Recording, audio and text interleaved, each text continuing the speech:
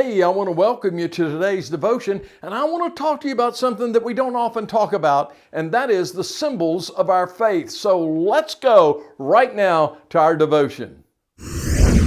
In the book of Joshua in chapter 4, the Bible speaks of how Joshua and the children of Israel had just experienced a great victory. They had crossed through the river Jordan. God had stopped the river and they were able to go through, and it was a great miracle that took place. And so God had worked in a mighty way. And then God told Joshua to have the men to bring a stone, each 12 men to bring stones from the river and to place it there and to leave those stones there as a memory, as a symbol of the victory that God had given to them.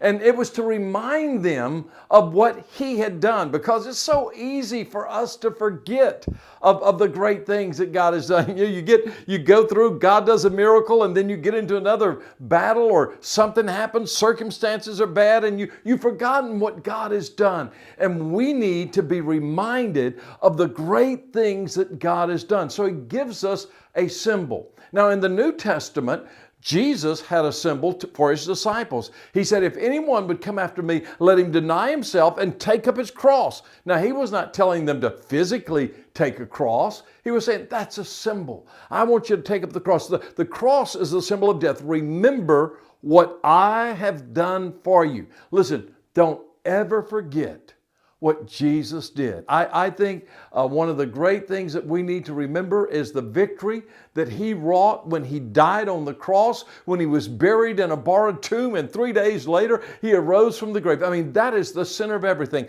And so many times we get out in our faith and our walk with God, and we're getting into circumstances that are hard, and when we get down, we get discouraged. And the reason we get discouraged is we forget.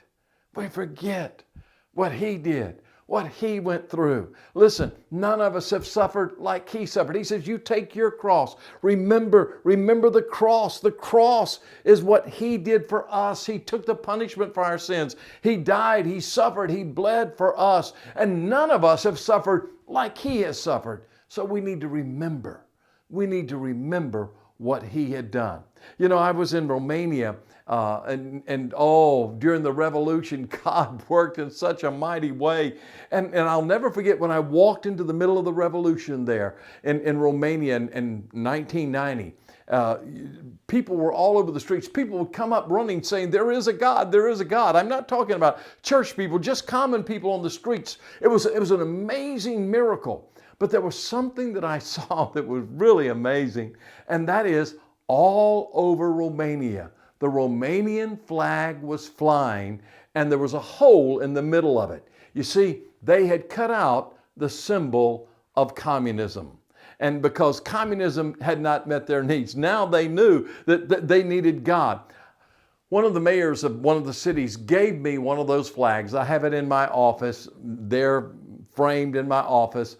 A flag with a hole in the middle. And I keep that in my office as a reminder of how God can change nations. So many of us get discouraged and we think, oh, look what a mess we're in. Look what our situation is. Look what our problems are. Look what what's happening in our country.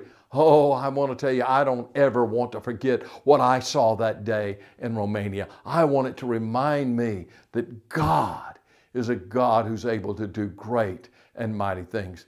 I would encourage you, if God's done something in your life, just create some kind of symbol as a reminder to you. Now, the symbol is not the essence of your faith, but just as a reminder of what God has done for you, what God has done in your life.